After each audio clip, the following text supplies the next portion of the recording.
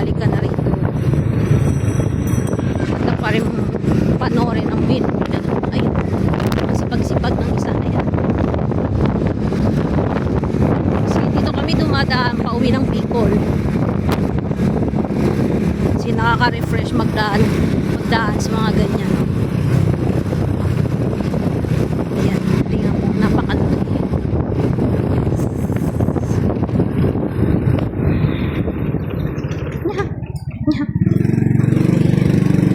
Yan. Ano, laki niya.